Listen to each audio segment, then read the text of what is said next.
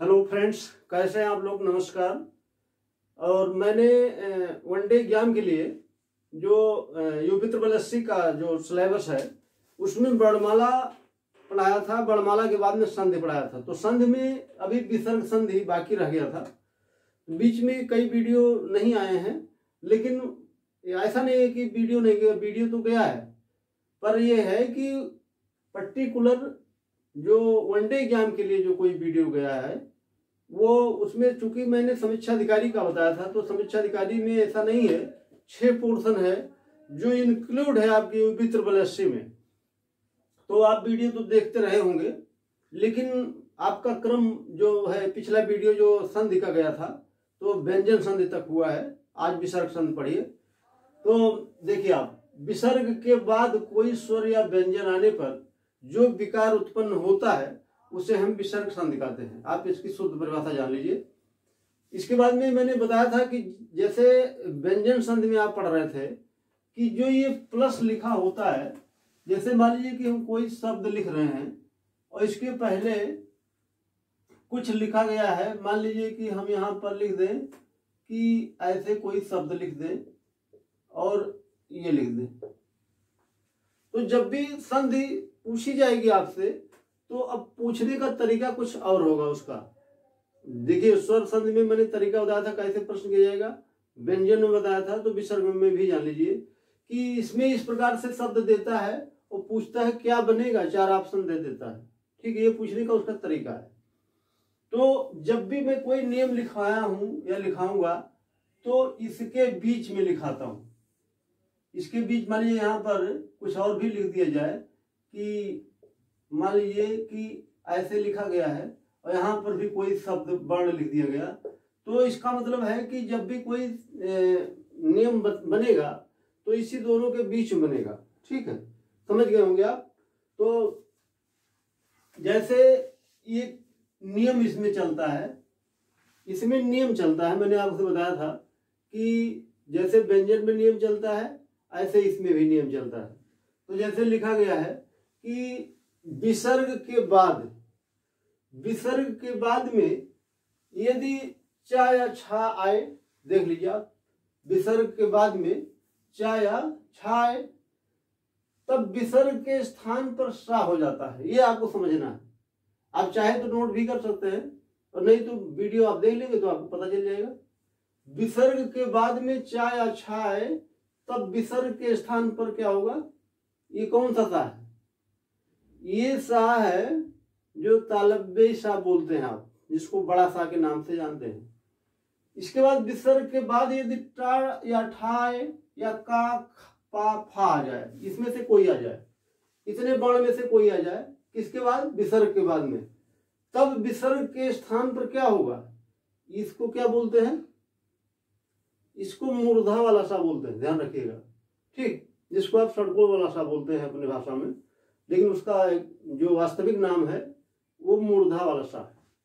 ठीक, इसके बाद में अगर विसर्ग के बाद में ता आए या था आए तब विसर्ग के स्थान पर क्या होगा? ये कौन सा है? ये बताइए कौन सा था? दंती सा है, ध्यान रखिएगा। इसको छोटा सा आप बोलते हैं। ठीक, तो आप समझ गए नियम। अभी समझ गए हैं नियम कैसे किया जाता है, ये आप जान लीजिए।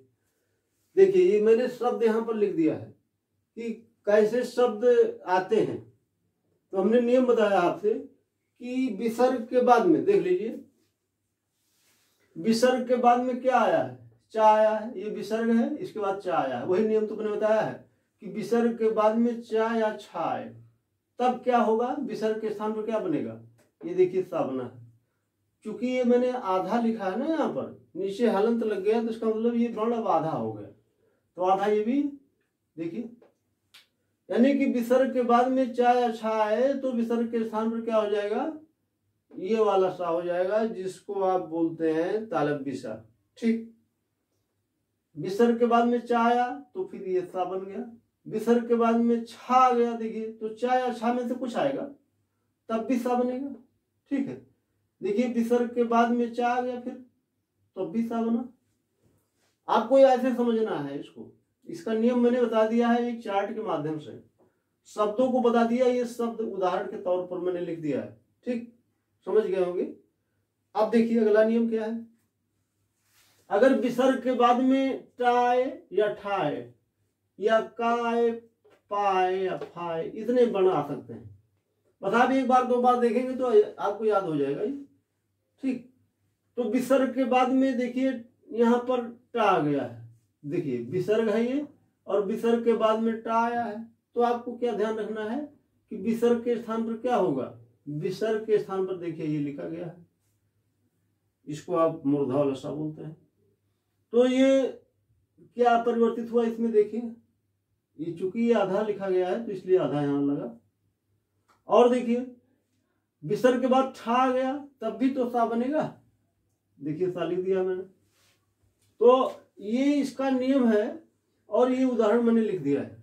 और देखिए ये मान लीजिए विसर्ग के बाद में पा आ गया है तो ये क्या बना है, विसर्ग के स्थान पर ये मूर्धन्य सा बन गया है।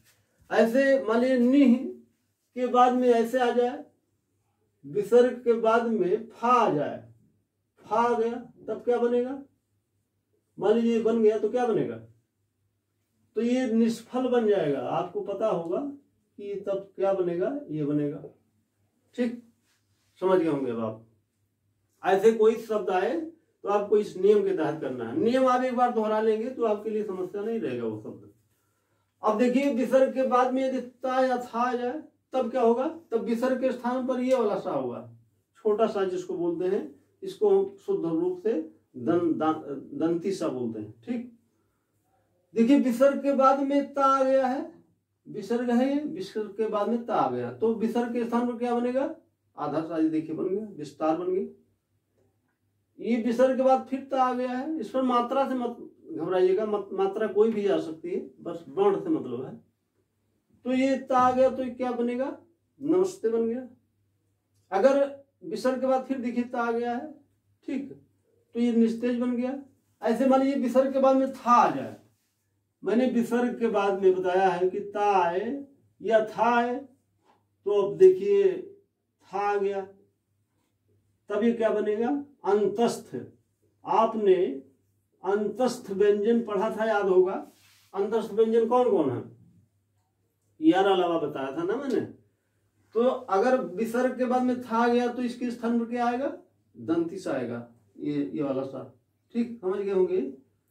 ये इस पर बहुत शब्द मिलेगा आपको, 50 शब्द मिल सकते हैं। तो इसी नियम के तहत करना है, समझ गए होंगे आप। अब देखिए दूसरा नियम है, इसमें नियम आपको पढ़ना है, जैसे आपने व्यंजन में पढ़ लिया नियम, ऐसे ही विसर्ग में नियम पढ़ना है। तो जैसे यदि ई उ के बाद में रा आए, अब ई उ ये क्या मैंने क्या बला लिख दिया, ये आप समझ लीजिए पहले कि देखिए छोटी लगी है ना, तो यही ई मैंने यहां पर लिखा। यदि ई के बाद में क्या आए, रा आए, या ऊ के बाद रा आ जाए तो यहाँ पर ऊ है, उसके बाद रा आ जाए। ठीक, और भी एक वर्ण है जो ये एक्सेप्शन में है, लेकिन मैंने यहाँ पर लिख तो दिया है। ठीक है, तो कोई बात नहीं है, यहाँ पर अगर आप का बढ़ा देंगे तब भी कोई समस्या नहीं है। फिलहाल ये इतना नियम उलझ न जाए आप, इसलिए मैंने कम सब वर्णों का प्रयोग किया है। यदि ई उ का के बाद में रा है, ऐसे समझ लीजिए डायरेक्ट, तो क्या होगा, ई का बड़ी बन जाएगा और छोटा ऊ का बड़ा ऊ बन जाएगा। समझ गए आप। अब देखिए ई के बाद में रा आ गया है तब क्या होगा, तो ई इसका परिवर्तन छोटी ई का किसमें हो जाएगा, बड़ी में हो गया, तो क्या बन गया, नी रोग बन गया। और वास्तविकता में जब वर्तनी आपको बता रहे थे हम, तो वर्तनी में मैंने बताया था कि कुछ शब्दों को आपको शुद्ध रखना है, शुद्ध शब्द पूछा जाता है। तो ये निरोग सही है, निरोग अगर ऐसे डायरेक्ट लिख देंगे आप तो ये गलत हो जाएगा। ठीक, अब जैसे नीरज का संधि विच्छेद ऐसे पूछ लिया आपसे कि नीरज का संधि विच्छेद कीजिए, तो इसका संधि विच्छेद इस प्रकार से होगा, या इसको दे दे और कहें क्या बनेगा, तो आप ऐसे लिख सकते हैं, क्योंकि इसका नियम यही बोलता है कि छोटी ई के बाद में रा आ जाए, या छोटा ऊ के बाद रा आ जाए, या का के बाद रा आ जाए, या कुछ भी ऐसे आ जाए तो बनेगा क्या, ये बड़ी में परिवर्तित हो जाएगा। जैसे देखिए छोटा ऊ के बाद में क्या आ गया है, का आ गया है। ठीक, तो ये क्या किस में परिवर्तित हो गया, बड़ा ऊ में आ गया। ठीक। ठीक है, ये शब्द सही है। ऐसे तो लोग जो है मार्केट में देखते हैं कि दुकान नंबर फला, दुकान नंबर फला, इतना ऐसे लिखते हैं छोटा हो।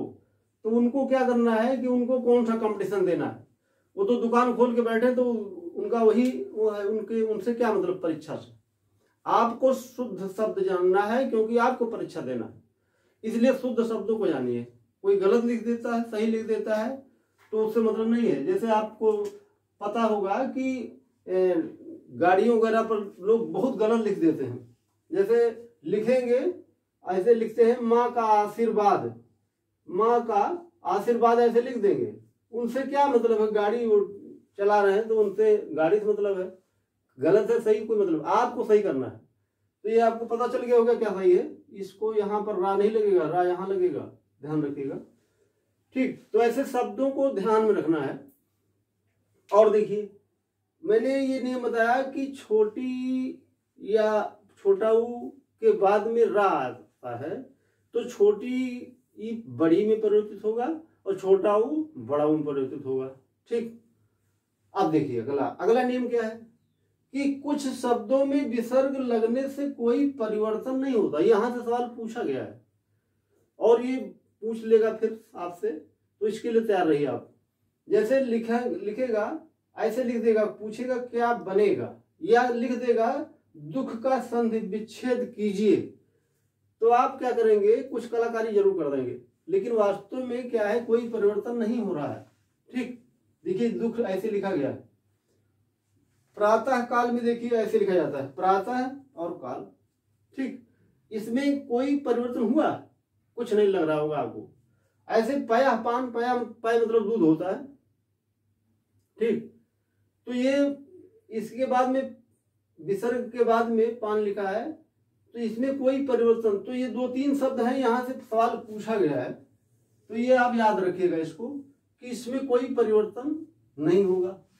ठीक, चाहे इसको पूछ ले, चाहे इसको पूछ ले, चाहे इसको पूछ ले, ये दोनों सवाल पूछे गए हैं। ये नहीं पूछा गया है तो क्या पता पूछ ले, लेकिन और शब्दों में परिवर्तन होता है। तो विसर्ग संधि अभी यहीं खत्म नहीं हो रही है, विसर्ग संधि में अभी और टॉपिक हैं। जैसे नियम मैं और बताऊंगा आपको, लेकिन आप लोग थोड़ा सा इसको दोहराते रहेंगे। और बाकी मेरे जो वीडियो आरओ के भी गए हैं, तो वो भी आपके काम के हैं। ऐसा नहीं है कि वो आपके लिए काम का नहीं है। जितने भी लोग एसआई का या लेखपाल का या वीडियो का या जितने भी एग्जाम वनडे वाले हैं, या जैसे आप पुलिस है, या आप कह सकते हैं कि यूपी टीईटी है, सुपर टेट है, या हम कहते हैं सीटेट है, कुछ भी हो, हिंदी जहां पूछी जा रही है, अगर वहां पर संधियां पूछी जा रही हैं, तो पक्का वो सवाल मिलना है। ठीक, तो आप ध्यान में रखिएगा। और इसके बाद अगला वीडियो फिर कल होगा, तब तक के लिए